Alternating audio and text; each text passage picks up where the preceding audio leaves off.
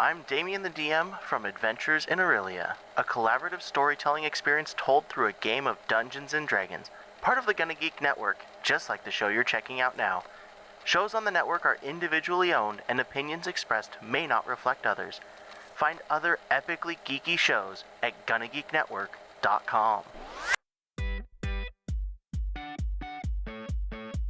Welcome to episode number 54 of Better Podcasting Live Chat. I am Steven, and I'm pleased to say that I am happy to be back podcasting with SP this week. Yeah, 54. We're almost getting up to the age where I am. You know, the podcast is getting in the ARP range, and we're just having fun. Another 30 to go. Joking.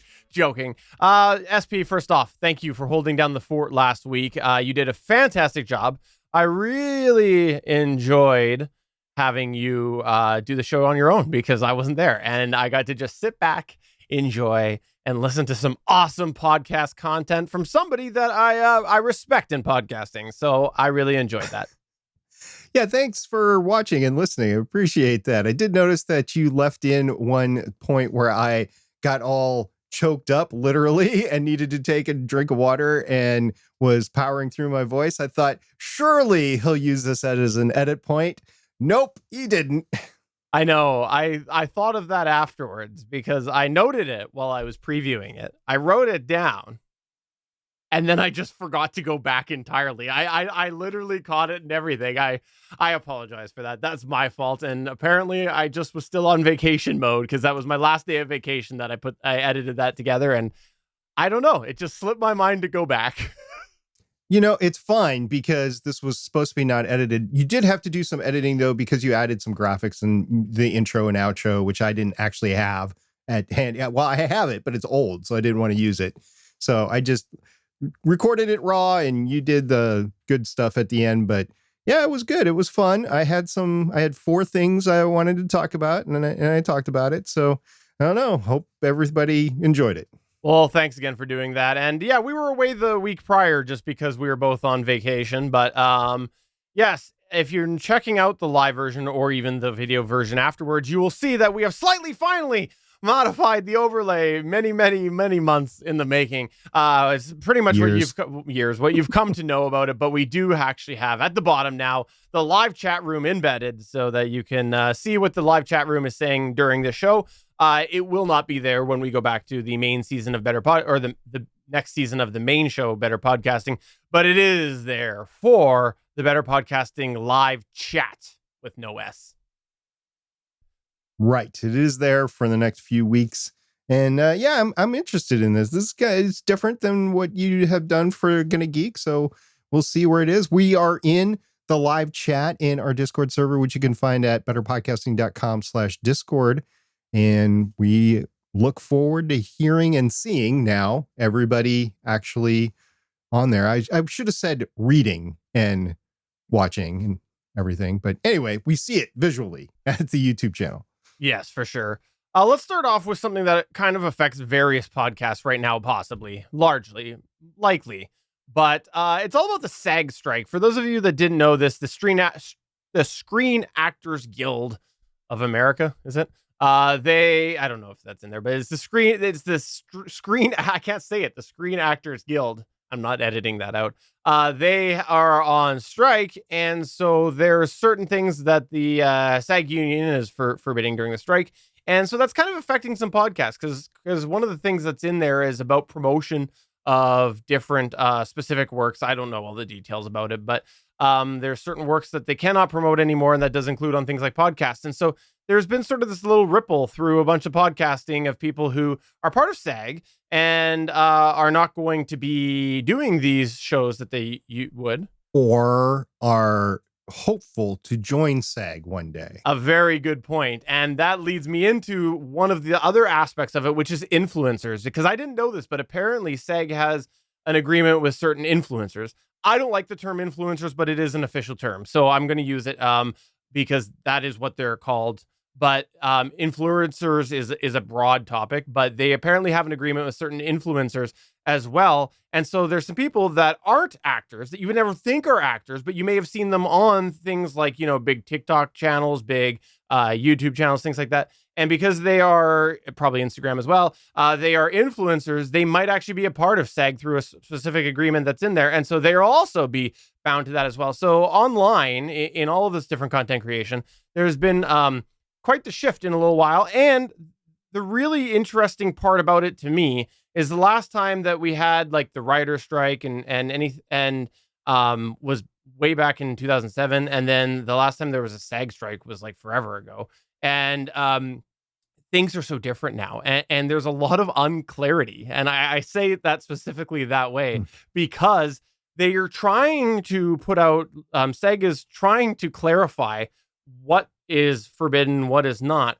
But there seems to be so many different layers of the onion when it comes to online creation out there, whether it is things like people's personal podcasts, whether it is talking about things like review shows versus just straight out promos. Right now, there's sort of this period where people who are supporting SAG or are part of SAG don't want to risk stepping on any toes and possibly being labeled a quote scab for possible future membership. And that's just because they can't get the clarity. So there's a lot of, I'll say, turmoil right now, because I think there's a lot of people, of course, erring on the side of caution as far as if they're doing something and they're worried that might possibly be against what what's been outlined by SAG. I got a couple of things. First of all, Liberty Dude posted in the chat, which you can see on the screen right now. Will the Hollywood strikes lead to podcast guest opportunities? That's a double-edged sword right there, because on one hand, you would think that they would have the time to do it, and some of them do. On the other hand, they can't talk about any of the works that they've been on. And this also includes like the crew now too, because if they're a member of one of the SAG unions or whatever, it doesn't include everybody, but there is solidarity as well. So say that you are podcasting on Strange New Worlds, which is a Star Trek series running on Paramount Plus right now. They were filmed and produced and everything before the strike. I mean, it was in the can, basically ready to go. The actors cannot come out and talk about it. So there is a post show called The Ready Room with Will Wheaton. He hosts it. He was one of the actors from Star Trek The Next Generation. He's also been on shows like Big Bang Theory, and he was very famous. I guess it's the term child actor back in the day as well. And they would have had to have filmed all that before the season started in order for them to show The Ready Room. And that's the actors there. Now, you apply it to podcasts and say you do a Strange New Worlds podcast. You can't have any of the cast on your show right now. They just can't do it. So they can come on and they can talk about personal things. They just can't talk about anything about work or any of the projects they've been on. So you will see some people and articles and some websites that are starving for content. They will start to talk to these people and talk about their personal lives. They might even start talking about politics, that's a dangerous thing, right?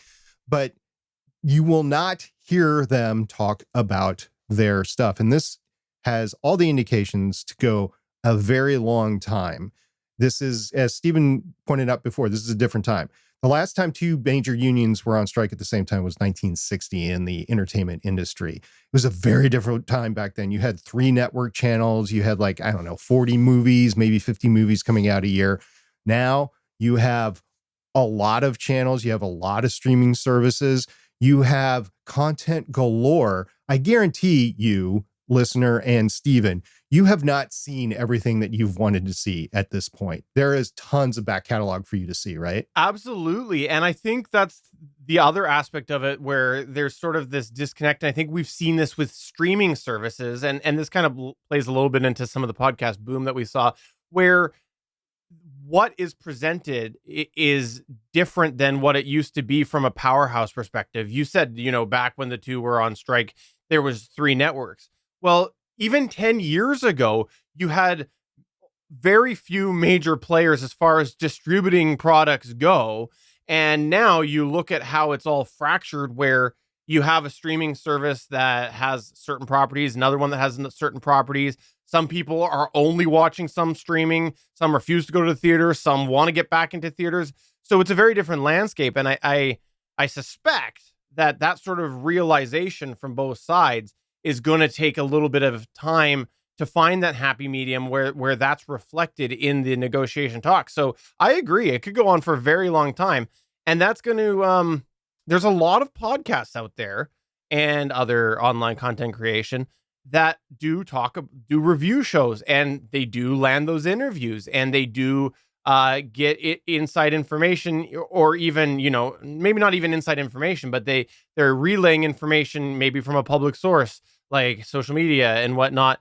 And that creates content, because they might be like, oh, back to your Strange New Worlds example, they might be like, hey, Anson Mount, who's the lead on Strange New Worlds, he tweeted this inside information about when they were shooting this episode. Well, that's not happening right now. So it's less content for podcasters to be able to talk about.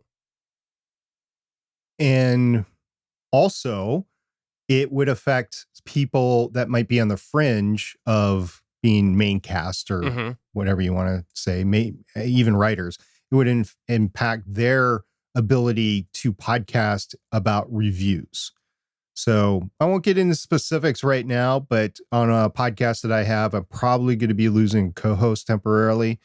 And the decision, I don't think, has been made at the time of this recording, but it will be made by the time that I record another podcast for Legends of S.H.I.E.L.D. So we'll see if we have a full house or not, and we will be solidarity. By the way, if you do an entertainment-based podcast on TV and film, there is a statement out there. I will link it for Stephen. Please put it in the show notes. I don't have it available right off the top of my head, but there is a statement out there. It's in our Discord server that you are supposed to say, if you're a journalist covering it, we're going to modify it. We're going to apply it to our podcast. And it basically states that this work would not have been possible without these actors, which are this actors and the crew and the writers, which made this possible, that are on strike right now. So we're going to go ahead and being in solidarity with them by putting that disclaimer at the start of our show with Legends of S.H.I.E.L.D.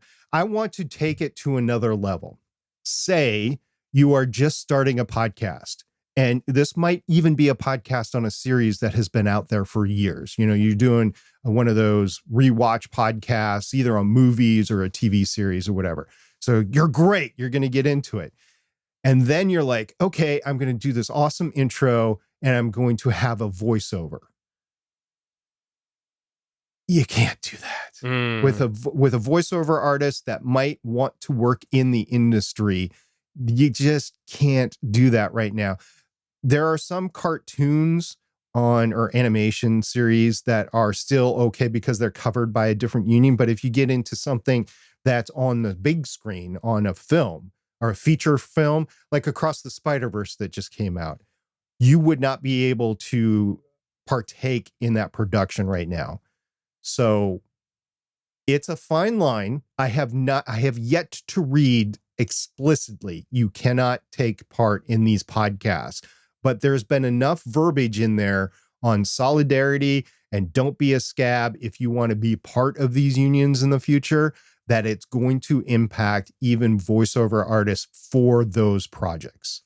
In the chat, by the way, along that line, we have Liberty Dude saying, could the cast come on to talk strike? Podcasters may benefit from having the star power, even if it isn't actual show discussion. I think that will be the question, is what will come out in the end of being allowed and accepted as the norm. That there has attempted to be various clarifying statements, but it's still been very vague in certain manners, and especially podcasts. Like, podcasts are being included in some of this discussion, but there's, I think, a lot of people still asking questions about it. So we'll see as, I guess, the months, the days, the months, the years go on.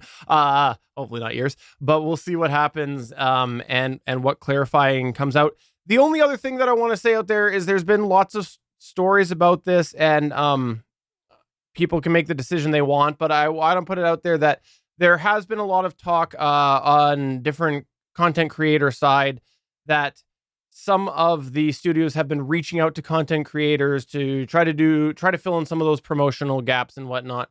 And if you are someone who is potentially wanting to be a SAG member one day, keep in mind that SAG has said that is scab activity is what they I don't remember the exact verbiage, but it's something to that effect.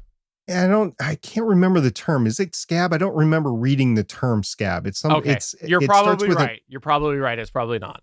It starts with an S, and it is a term that I had not seen all that much. I mean, maybe I'm just being stupid right now and not remembering it was indeed scab, but it's scab-like. The term is scab-like. So yeah, crossing the quote-unquote picket line That's to do what work that you shouldn't be doing. Yeah. Yeah. So I just throw that out there in case, someone happens to get who's listening to this gets reached out and they're like, hey, I've never been reached out before. This is a big opportunity. There is talk on the interwebs that's happening. So I think that, as I mentioned before, that this is going to take a long time because there is so much content out there for everybody to actually get into. And I know we just came out of the pandemic and people spend a year and a half in their homes not doing anything but watching stuff. There is still stuff out there for you to watch. Yeah, I guarantee you. Because of that, I think it's just going to take a much longer time. So I think there will be specific guidance out there for podcasts for these people that are either in the unions or want to be in the union someday. I think we're going to get there eventually because in my opinion, it's going to go on for months, if not into 2024. And the other thing, not to get too union talk here, but traditionally with job action, if there is a deadlock, job action increases. So what we're talking about now, it could compound even more. Like, let's hypothetically go to Liberty Dude's example. Let's say that it is clear that they can come on to talk the strike. Eventually, it could be, no, you can't do any appearances. So it could escalate in theory. Right. All right, so let's move on to the next thing. I want to talk about a couple of podcasts ago. I talked about the Apple episode numbers, and I mentioned that it's okay now to put the episode numbers in your Apple title. So we host with Libsyn on this show. Or not this show, but the Better Podcasting main show. I host with Libsyn on Legends of S.H.I.E.L.D. I have 477 episodes of Legends of S.H.I.E.L.D. out now. None of them had episode numbers in the title. So this past week, I went in and I started to put in episode numbers at the end of the Apple title, LOS 001, LOS 002. I got to 50, and that's all the time that I had. So this is going to take me a while to do this. Libsyn has a bulk Apple editing tool, which makes it easy, but it's still manually. You go in there and you have to add in the episode number. It's like I put a dash LOS, a dash space LOS, and then the number of the episode. It's just going to take me a long time to do this. And if you've already accomplished it, and if you have 500 episodes, good on you. Sincerely, good on you. It is the right thing to do at this point in time. It just makes me angrier at Apple that I've been playing by the rules since 2017. Now I have to go back in and correct because they're like, well, we're not going to display the episode number that we've created this field for you, and we're not going to do it.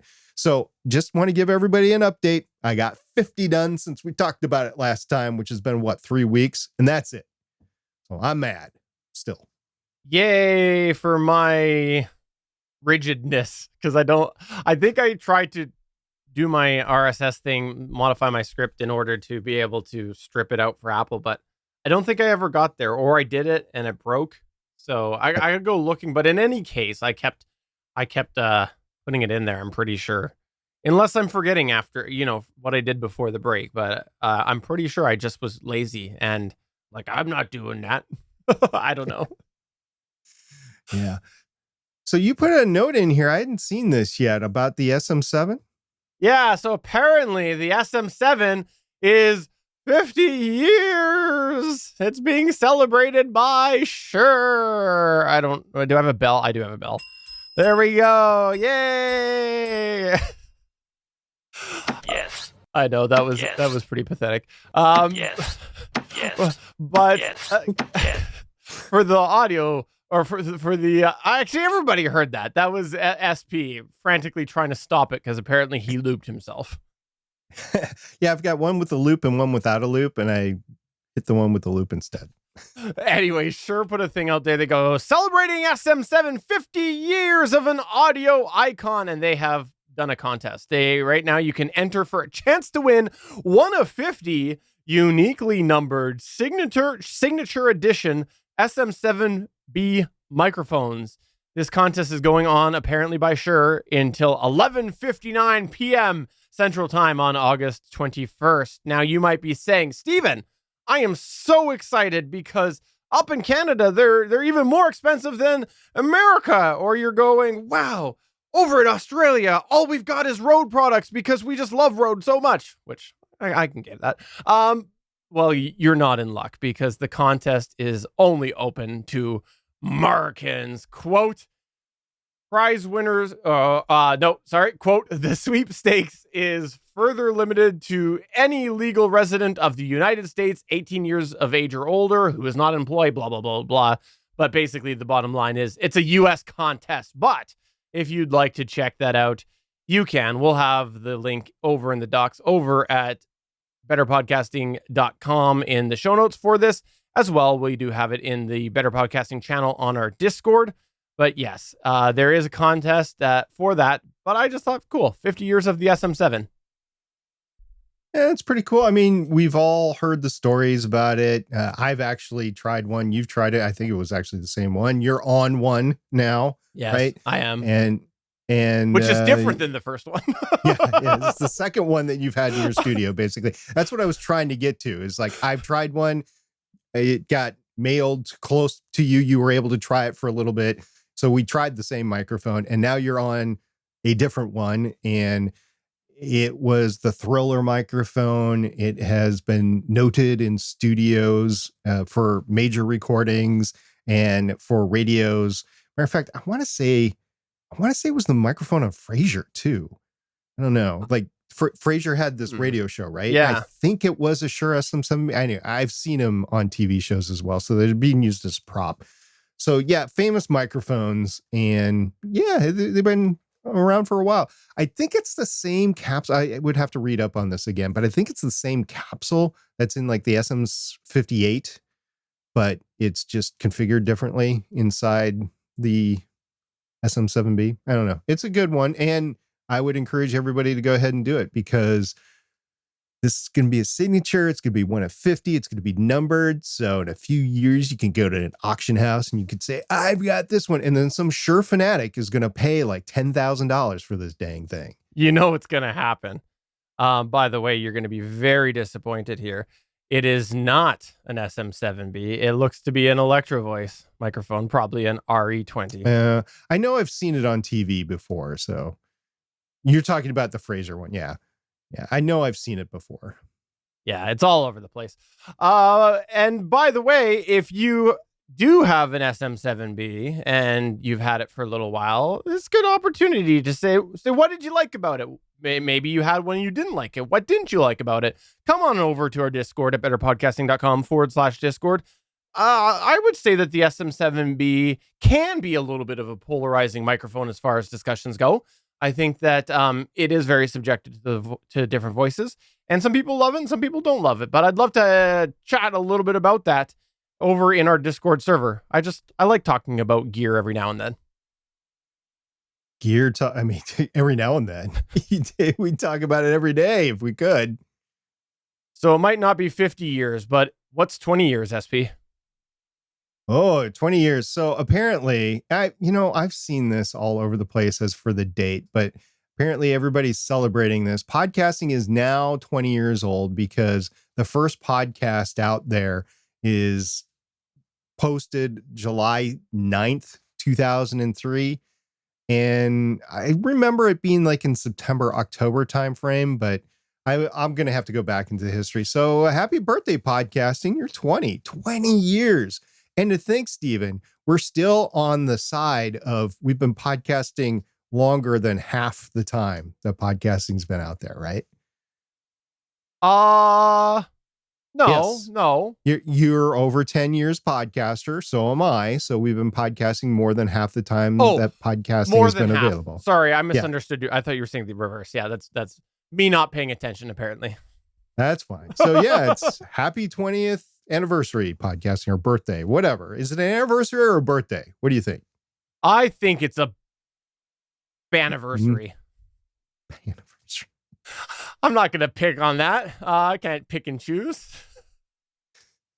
All right. Well, we were talking microphones a minute ago, but I thought it was easier to slide into the 20th discussion. But I want to slide back to microphones for a minute because I got cold feet about selling a microphone. We mentioned a little bit ago on here that I went to sell and I listed my Blue Encore 100. Well, I had somebody reach out about it, and then when they reached out, it was suddenly sold, is what I'll position it as, and it had been sold, and I forgot to remove the listing. Is my official story, and I'm sticking to it. Okay. Have you listed any other gear? I have. I've listed some other random stuff. No bites on it yet, but I don't know. The Blue Encore, all of a sudden after our discussion, I was like, I like this microphone. Maybe I'll keep it. Yeah, I'm keeping mine. I'm not going to sell it, but I am going to start to list other things. I keep on saying that, right? I do have several listings out there for other stuff in the house.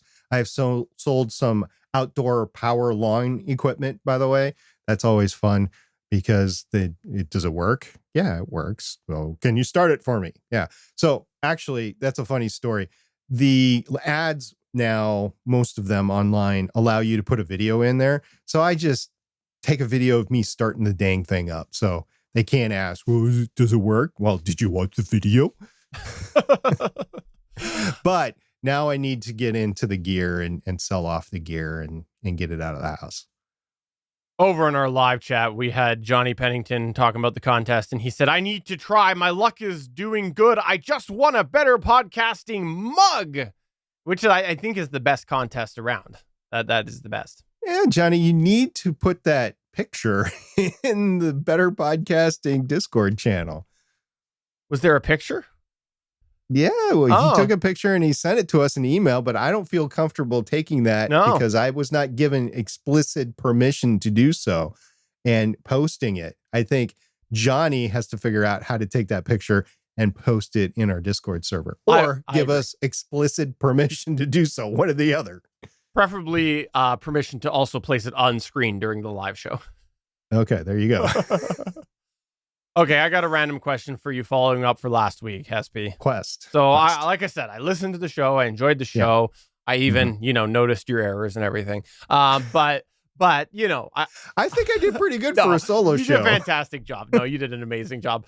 But I had a question for you because I heard you talking last week about the social media, and I've heard you talk a little bit about TikTok, and I think in the same context, YouTube Shorts and things like that. And I wanted to ask you a little bit about your distinction between TikTok and Instagram and YouTube Shorts and other social media, because I've noticed whenever we've brought it up, you've got a certain flavor about mentioning that with those platforms that you kind of look at those independently to any podcast growth of your podcast, as essentially not getting a lot of translation between the two. So it almost seems like the viewpoint that you've got to do with TikTok and Instagram and whatnot is almost a little different than sort of the legacy social media where a lot of time has been invested by people in trying to grow their podcast, like on Twitter and Facebook. And I kind of wanted to know what specifically about these platforms do you feel is different than those more legacy platforms where there were people sinking, including ourselves, sinking tons of time into those social medias attempting to grow our podcast? I would think my issues are twofold. First, it's much more visual platform than the other platforms are. Matter of fact, I don't even know if you can post on Instagram and TikTok without at least having a photo, if not a video. I think TikTok is video only, but I don't know. I don't have a TikTok account. You actually have one, so you'd be able to tell me. Yeah, it is video only as far as I know. Okay. So you'd have to do that. In order to promote your podcast correctly, you would have to then get videos together that had the purpose of your channel. So you're actually producing small little snippets of video. And I don't know how long. I'm guessing anywhere from 15 seconds to 60 seconds. This is just a guess where you'd want to stay in that sweet spot. So somebody that is scrolling will listen or watch your thing and then get to the end and then like subscribe or follow you or whatever, and not just pass you by. Like you're halfway through it and they're like, yeah, this is not interesting anymore. So they go through. That is a lot of time other than your podcast that is being spent producing a promotional item. Plus, the secondary thing is that these platforms want to keep you on the platform. So they make it very difficult to link outside of the platform to go to listen or watch your podcast somewhere else. They want to keep you there, and they don't do long form content. So they're not going to have your entire podcast there. And there's no link back to it anyway. Like if you were doing statistics and you'd have a play there, there is no way to actually go back to your podcast and say, yes, this is how many downloads I had or how many views I had on my show. And then if you wanted to get advertisements later, you would have no direct correlation there. So really what you're doing is you're creating a podcast, and then you're creating this account or channel or whatever you want to call it that is also a separate identity. They can be the same IP, but my contention is they are not the same thing. They are two separate things that you are promoting. Now you can cross promote between the two, but they're two separate things. So now you've as a hobbyist, you've taken your one thing, which you barely have time for really in your life, your podcast, you love it, but you have very little time for. And now you've added a second or a third thing on top of it, all to do the one giant thing that you want to do. Now, with influencers and other social media experts out there, yeah, that's great. Or companies that can pay somebody to do it. But as a hobbyist, I have a lot of issues with sinking time into that where it's not directly proportional to your podcast. Now, if you want to have a TikTok account and run with it and monetize that and get your following there, go ahead. Just don't think you can really do both with the time that you have. I think these are great points, and I'm not going to disagree with any of them. And I just wanted to bring them up because I noticed in the conversation they weren't specifically addressed. And I think that's just because the nature of what you were discussing last week. But I think that is really good rationale, and it's important for people to consider because you're right. You sink a lot of time into these things. But I would actually personally take it a step further and say that in today's day, it's even different than like 3-4 years ago. I think most social media is falling more in line with what you just described than it used to be for direct cross promotion, where you are building a community out there, even if it is something as simple as creating yourself a tweet or a thread or whatever. You're still building a following almost independently, and you might occasionally get somebody over there, but that community platform is going to have only a certain percentage of that translate over to potential listeners. So you kind of, I think, as you're going out there, need to consider any time you're spending on social media, which we've talked before. It's an important thing for podcasting. Certain social media can be beneficial to grow your podcast, but I think you really need to be realistic with people out there that I would say the bulk of your time will be not translating to potential listeners. I think that's a fair statement these days, even if it is not visually aided. Like if you just do a textual based Twitter account and you retweet other stuff that's in your niche or your topic or whatever. Yeah. Okay. I can kind of see that where you only get so many people to translate into listening to your podcast. But that brings up another point that I had last week, which is there are so many, you got to pick and choose which one you want. And then I made the controversial statement of only do one account. Like if it's your personal account, just make it your personal account and that's it. If it's your podcast account, make it your podcast account and that's it. Don't do multiple accounts. That's controversial. It's not controversial because back when we had Cody Goff on Better Podcasting, he was a big advocate of that. And what Cody Goff says is the right thing. Well, he is a podcast award winner and a professional podcast producer. So yeah, so I'll go with what he says. But seriously, I really enjoyed that talk last week. I really liked your viewpoints on there. A couple things, maybe I would think a little bit differently, but overall, I still enjoyed the not even overall, I will just say straight up, I enjoyed the conversation and the points on there. And the other aspect that I think is sort of interesting to think about is when you're looking at something like Facebook or Twitter or maybe a certain side of Instagram, it's a very different type of content going over to a podcast. And so like you're going out there to Twitter or Threads or whatever, to short text, and you're putting a post out there that is text.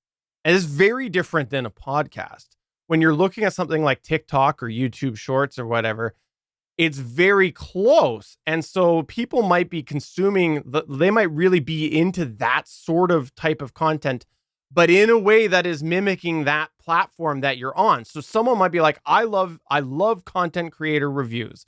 I love independent reviews of these shows, people telling me the latest thing about Strange New Worlds. So I follow these people on TikTok because it's short and it's fast. And then they go and they listen to podcasts and they're like, no, I'm getting this shorter and faster on TikTok because that's what I personally like. So I almost think it's a harder sell when the media of the social media platform is very close to what a podcast is, because someone's already getting a very similar product through something like TikTok in a different way. Yeah, I could see that. I could also see that. I thought you were going to go. You actually surprised me. I thought you were going to go and it's similar, so they're going to like it more. And I was going to counter with, and this is still valid. I like you countering where you think I was going to go. This is awesome. Right. Yeah. And it's not applicable anymore. I'm not countering you. I'm just saying the time that you spend in developing that content is exponentially more than just a textual tweet. So yes, you're still spending time in both camps, but it's more time that you're spending for a TikTok account or an Instagram account. And different people have different talents. If that's your thing, go for it. If you have somebody on your staff in your hobby podcast that loves doing that thing, or if you like doing that thing, go ahead, go do it. I'm not saying don't do it. I'm just saying it's going to be more effort for you to do it, and you should go into that eyes wide open. You bring up a really good point right now when you say, you're on your staff or whatever, but this plays right into the idea that we've talked many times about hobby podcasters who are working with a team of different people, dividing duties so one person is not getting burnt out. Maybe you do podcast with a few different people and someone is taking the editing duties and somebody really likes social media. Then, that is dividing the work a little bit, and it's not just one person trying to do all of these things. And so maybe you can fan out a little bit more than you would if, say, you were the one that was producing and editing and you were the technical one and you were handling social media all on your own. That has just not been my experience. And I have been wanting that for quite some time. Usually it's like, no, I don't want to touch editing. No, I don't want to do that. And you're like, you want to take a week off from editing, but you still want to record the podcast, but you don't have the time for the editing. And we've done this for you a couple of times, both on the Gonna Geek show and the Better Podcasting show, because you do all the editing for it. Not that I can't, but you do it. So I'm like, okay, well, let's just take the week off, because then you're not pressured to do it. And you don't feel that, oh my gosh, I missed a deadline, or I need to get this done in addition to everything else that your rationale for being off is like a fun family thing or something like that. So yeah, my experience of one person doing it and nobody else wanting to do it is probably different than maybe a younger podcasting crowd, because they're all familiar with doing all this stuff on their phones, because they do all have, and I'm generalizing here, but they do all have TikTok accounts and Instagram accounts and stuff like that. They're just used to, that's how they've grown up. It's like you and I, well, like me, I grew up with a Commodore 64. You grew up in a little bit more graphical, because you're younger. You grew up with a little bit more graphical computers. And these phones that we have are what our kids are growing up today. So they're used to that interface. They're going to be so graphically inclined as they go forward to be able to manipulate visual data. It's just going to be amazing what they're going to be able to do in 20 or 30 years. Us, my generation, not so much. The way that you just said that, I picture you out on a rocking chair on your front lawn, yelling at those young whippersnappers with their phones, editing their podcasts. You can't edit while you're walking the dog. You can't do that. You got to be in front of a screen for 4 hours. All right. You wanted to talk about Descript. What's up there?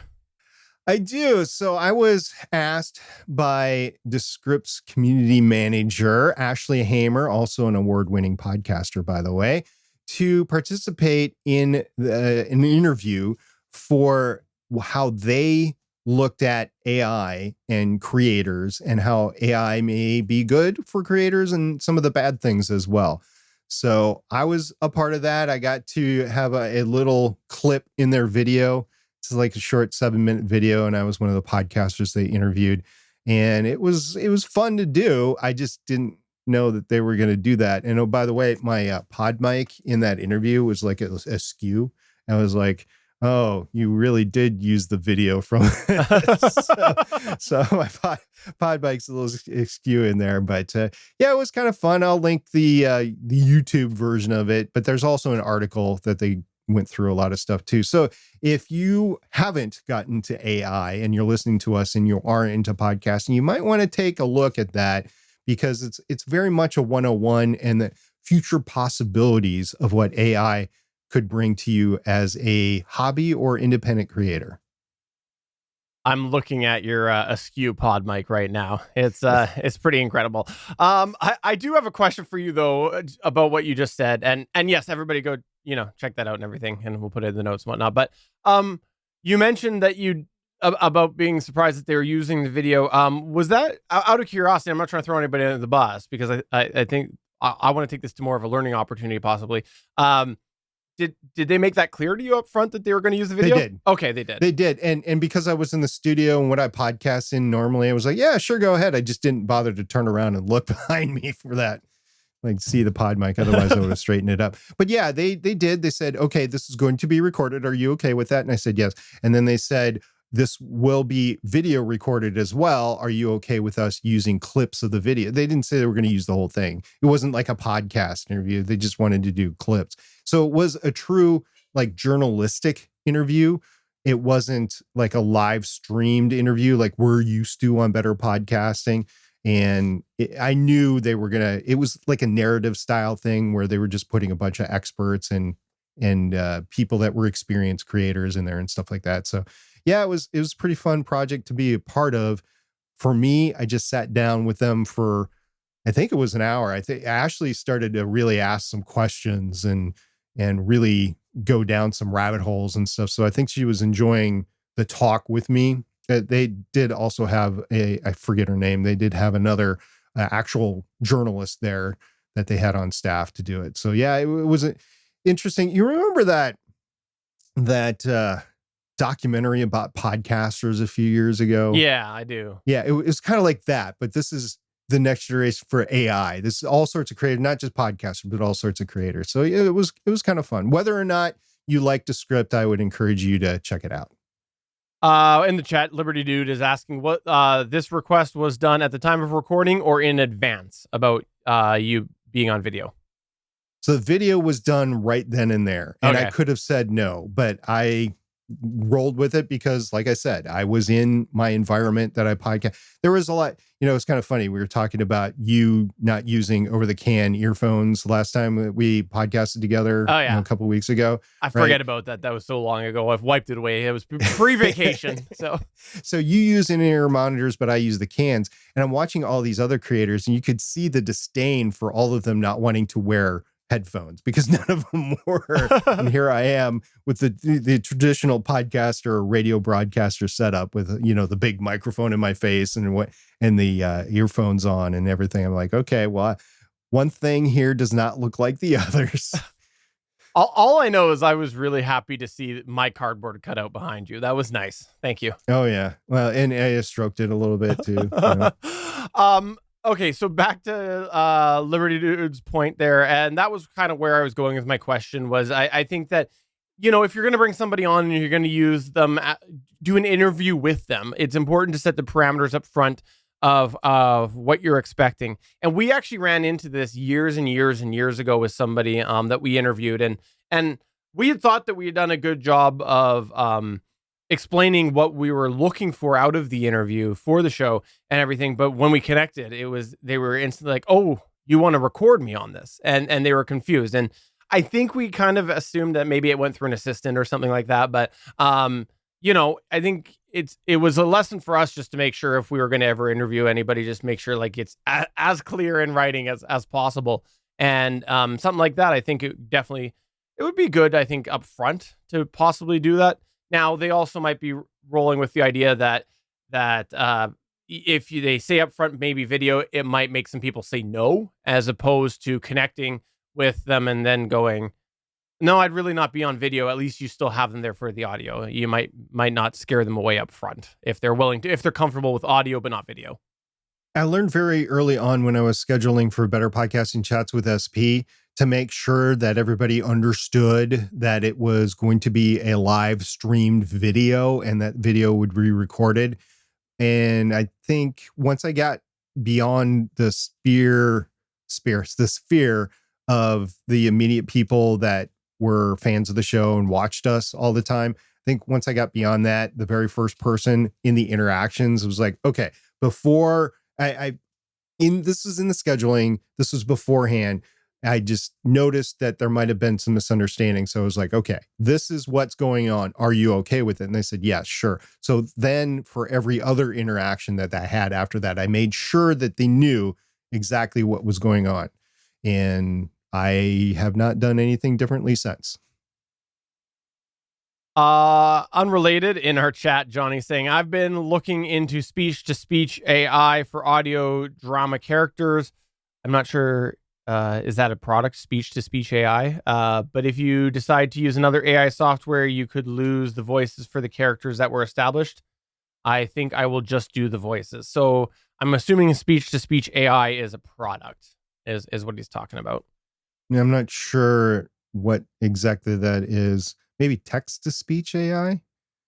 Interesting. Well, that's what I'm not sure. Maybe you feed it speech and then it comes back and you can manipulate it, kind of like what Waffles did for my voice on the podcast a few weeks ago. Yeah, maybe. Well, I'm looking here at Googling. There's a couple things that says real-time speech-to-speech AI. So I guess it must be.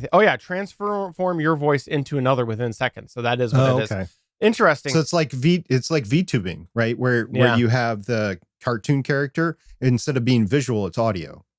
But regardless of this, the whole point about as we get more and more, text to speech or now speech to speech, realistic voices, it does bring up a really good point. Like any other thing that's involved in a subscription service with your podcast, if you decide that that's no longer for you, there's a certain amount of content that you're probably going to have to leave there with them. And so, it could be something like you've really built your website on a podcast media host and they offer a certain amount of features and you decide, okay, well, I want to go to a different media host. Well, now that website's going to change. If you're editing exclusively in subscription-based software and you're like, look, I don't want to edit, I don't want to keep subscribing anymore. Well, now all of your project files are stuck in that past software. So, and if it's an online thing, then it's stuck in that online platform. So, it's a problem all around. And as people start to use things like AI generated voices or just, non-AI, but realistic sounding voices, it could happen. You can move on, or the company could go away. And now that voice is lost. I'll give you an example that I've actually heard a lot about reading on the R Podcasting subreddit. You know how everybody wants to do a music podcast? Well, on Spotify, you can go ahead and do a music podcast, but you're playing only in the Spotify ecosystem and you're playing with the music that's there. I've heard several times of people trying to transfer that show because they feel caged by the Spotify walled garden.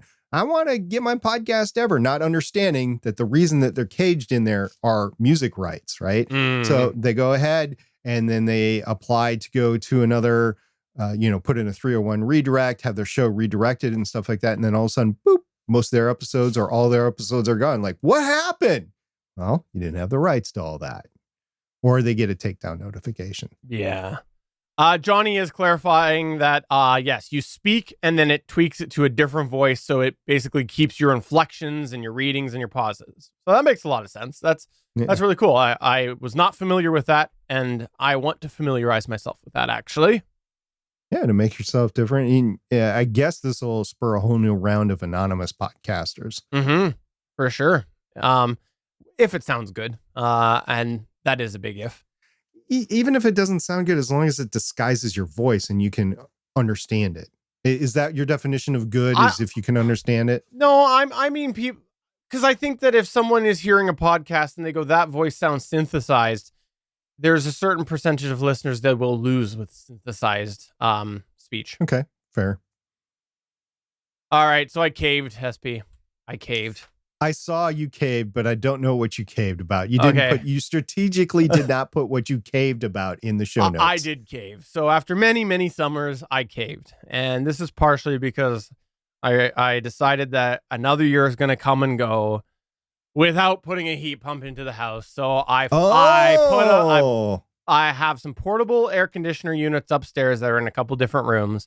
I don't use window ACs for a couple different reasons. You can hit me up in Discord if you want. I'll explain the stupid reasons why. But I used these portable AC units, and I decided that I didn't want to do it. Spend the money on one for the den, and I've got it in here, and it's loud and it's obnoxious. But it's largely for, when I'm working at home, but also partially because it's been a warm summer. And I'm just like, every time I've been podcasting, every week, and even, obviously the day-to-day work, but with podcasting, I got the main computer going, I got the lights on, and it just heats up so fast. For those of you who have watched the show live at Geeks.Live, which is at 4:15 p.m. Pacific, 7:15 p.m. Eastern on Wednesdays, I've talked about this after the show a few times about how much my temperature has creeped up to stupid levels. I've looked, I've been like, wow, I'm glad my pits weren't on camera, after the show, like that sort of stuff. It gets stupidly hot in here with all that stuff on. And so I finally did that. And I probably won't be able to do it while I'm recording because it is loud. It is obnoxious. But I could do what I did today, which is be borderline too cold through the day. So I dropped the temperature before I start, and it has been fantastic. I dropped it I let it run basically all day, knowing I was going to stream tonight, and it's been working. It's only 23.8 Celsius right now in the warmer part of my office, which is a little warmer than everywhere else. And for you freedom units people, that is 74 Fahrenheit, which is much more comfortable than it has been in recent weeks as I've been ending the show. It's not just the heat, it is the humidity. So what you've done is you've conditioned the air throughout the day and you've taken out a lot of that humidity. So the 74 with less humidity feels a little bit more tolerable right now than it would have been with the original humidity in the room at 74 degrees. So just to give everybody an example, when I went to the lake over the 4th of July, I jumped the thermostat up to 78 degrees. I didn't want to go beyond that because I didn't want stuff melting in the house, that sort of thing. And it was really hot then. So it was running at about 78 degrees. I think I bumped it up to 79 while I was up there because, smart stuff, you can actually control it from far away. When I was driving back, halfway back, I'm like, okay, this is enough time. I punched it down to 71 degrees, which is normally where I keep it. Cooper, he's a full-furred golden retriever. That poor dog needs it a little cooler. So pumped it down to 71. It was 90, 93 that day, somewhere around there in freedom units. I'm not going to convert to Celsius off the top of my head. And by the time I got home, it was still 73. So the problem was all that humidity that was not only in the air, but it seeped into the wood in the house and the drywall in the house and stuff like that.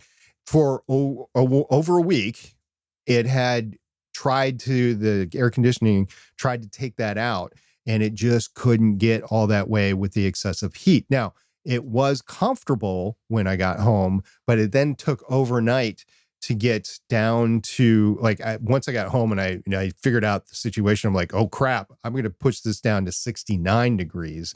And so overnight it got down to 69. It was still humid though, a little bit more humid in the house. So that's just an example. That's a full day with a really good air conditioning whole house system that really took some time. So to get that humidity out, it does take some time. So doing exactly what you're doing, I think, is the best way to go. And then the professionals say, by the way, if you're playing that game, 4 degrees is what you can get in a couple of hours. That's all you can get, 4 degrees. If it's any more than 4 degrees, it's going to take additional time to bring down. We've had the portable AC units upstairs for years because, again, I've not done the heat pump thing, which is ridiculous. But yeah, when I know it's going to be a warm day, even before it's necessary, I start it in the morning because otherwise it's just going to be a battle all day. But there's a challenge I have because the way that everything's configured in here, I've got exhaust it to outside the window. And so that's to my left here. That's to my left over behind the curtain that you might see there. So really the only place I could really put it is below this desk, which you can't see because there's a chat over it right now, but below the desk. So I've got that there. So it's kind of directly behind me a little bit. And then you know what else is behind me, SP? My green screen. So I thought what we should do right now is we should turn it on and we can see if we hear it, which we probably will. And we can see if my green screen has an issue. Should we do that? Yeah, I can see what's going to happen here. All right. I've just pushed it and I can hear it starting. My lights just flickered. And it's starting. It's running right now, actually. It's running right now. I don't think it's fully come on. My green screen is actually waving right now, and it looks like it's not affecting it. I can see it behind me, waving away. I wonder if I can let me do this. Here we go. There we go. You can see, oh, it doesn't look as bad on the camera as it does in person, but it's waving away right now, and apparently it's not impacting it. So there you go. Right. But the question is afterwards, how obvious will it be? I'm going to keep it going for the rest of the show because we've only got a few minutes left, and we'll see how noticeable it is afterwards. Yeah, the noise gating on the system that we're using to connect is doing quite well, or your noise gate on your microphone because I can't hear it. Yeah, I can't either, but we'll find out. We'll see. You might hear it when I'm talking. Time will tell. All right, awesome. For the live audience, I actually have something that it's only going to be applicable for you because it'll be too late for the posted audience, but there was something that I came across, and I did come across this last week, and I totally forgot about it until I saw an article today. If you used Google Hangouts as a chat service, not Google Chat that is out there now, but the actual version previously, Google Hangouts, and you sent pictures and videos and things back and forth, today is the last day that you can retrieve any of that media that you sent between it. Tomorrow, it's too late. So what it is you can use the Google Takeout service, which if you've never looked that up before, it's worth looking up. You can pull a bunch of data down from Google and archive it and stuff. But there is a specific section of it called the album archive, which was primarily used in Google Hangouts. And that's where a lot of that media was sent. Apparently, Google Photos, libraries, and everything, they're all safe. But this specific album archive, which was mostly tied to Google Hangouts, today is the last day. So if you did send anything and you want to try to get those videos, go ahead and do that. I forgot about it. I went to do it today. Saw a couple things in there that made me laugh that pretty sure SP had sent to me. A couple other things I had sent people. I don't know. It was there's some different things in there. So definitely, if you're watching this right now while we stream on the 19th of July, check that out if you want to download that stuff. And then after then, they will be gone. There will be no more. Stephen, I also did that today because I just forgot when the announcement came out. So thank you very much for the heads up. And I just opened one of my archives, the zip files, and I just opened up one of the pictures, and I'm going to post it in the live chat for you. Oh, I'm looking at one right now that I can't post in the live chat. Oh, the upload failed. Oh, that's too bad. Maybe I just need to put it on my desktop and then put it over because, it's in the... what do you want to call it? The different format, the zip format. So let's see if this will work. Interesting. Yeah, there you go. Okay. Does that look familiar? What was the? Okay, so this is a photo of a Vancouver sports person that I must have sent him at some point. I remember taking this at some point. I don't remember when, but I'm not going to put it on the video. I'll just describe it because it's a newscaster with TSN 1040, and she has a microphone in front of her. And I probably was sending SP that microphone because I don't remember what microphone that was. That was back when we were like, oh, look at this microphone. Do you know what it is? So we'd play, stump each other with what microphone is it? Oh, right. That's what it was. And I think this was it might have been a Behringer microphone. I'm not sure. No, that's a broadcaster microphone. I was sorry, not Behringer. I meant to say Rode. I don't know why I said Behringer. I was thinking the Rode Broadcaster. I think it's a Rode Broadcaster. Yeah, I don't know why I said Behringer. I was literally thinking Rode Broadcaster. So I get to play Stump the Steven there you with go. something you sent me so many years ago. Later. Yeah. But anyways, if you want to check that out, go over to our Discord. It's betterpodcasting.com/Discord. Head on over to the live chat channel, and you'll see that on today, the 19th of July. And I feel like my chroma key is really just waving away here, but it still doesn't look that bad, but it's waving. It's a waving. I think it has to do with your lighting and the fact that there's not too many dimples in the lighting. That could very well be. The green screen is able to compensate for it. For sure. So anyways, also let me know once you've heard this, because it's still running. The AC unit's running. Tell me, was it very obvious? I'll hear it afterwards myself because I got to run all the other stuff on it. But maybe on a really, really hot day, I could pull it off. I'm going to guess no, but maybe. Yeah, we'll see. I haven't had a problem with it yet. So, yeah. All right. Is there anything else that you'd like to do other than talk about Legends of S.H.I.E.L.D.? I am doing Legends of S.H.I.E.L.D. We talked about it earlier. It is a podcast on the Marvel Cinematic Universe, or really Marvel Studios projects that are out there. And we're covering Secret Invasion right now. It's a bittersweet time, as we mentioned before, because of the strikes, but we're still going to cover it because that's what's being showed right now. We have talked about what we're going to cover next because it probably won't be a current project, but we still have kind of an icky feeling in all of us because we are in support of the writers and the Screen Actors Guild. So we're just taking it 1 week at a time with that show. Yeah, that's a tough predicament. And I don't envy that predicament that you're in. Yeah. Well, it's the bane of being a TV show podcast, basically. For sure. And hey, if you didn't know this, the official Gonna Geek show, which is the show that SP, Chris Farrell, and myself do, we're a monthly show. We talk random geeky topics. And you check that out at gonnageek.com. And this past episode that we just recorded 2 days ago, we talked about our Prime Day purchases. And I got to give SP a shout out right now because I think that he bought the best Prime Day purchase that has ever been purchased before. And it's way better than any gear that one could have purchased. What was that, SP? I think that what they need to do is go to the Gonna Geek show episode, what it was, a 403? 404, I think. 404, and go to the end of that and watch it for yourself. So it was unexpectedly epic. I was thinking these guys had already seen it. Sorry, 403. It was 403. Right. Yeah. I was right. Yeah. So I was thinking these guys had seen it because I had posted on social media, and they're like, that is the best thing ever. So yeah, I'm going to actually have to use said thing pretty soon to make sure that these guys know that I know how to use it. I'll tease you with this. DeWalt in the kitchen. Let's leave it at that. DeWalt in the kitchen. So for episode number 54, not 55, of Better Podcasting Live Chat, I'm Steven saying yes. Can you hear the AC? I don't know. Either way, I like it being on right now. It's cold. I'm SP saying it's great to have Steven back. Ooh, I just threw up in my mouth. And we'll see everybody next time. Bye. Thanks, everybody. Come to our live chat. Thanks for checking out another episode of Better Podcasting. You can find the full back catalog of Better Podcasting at betterpodcasting.com.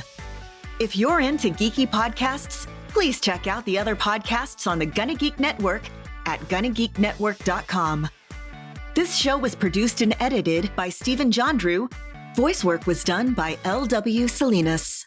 Thanks again for listening or watching. And we hope to see you again next week.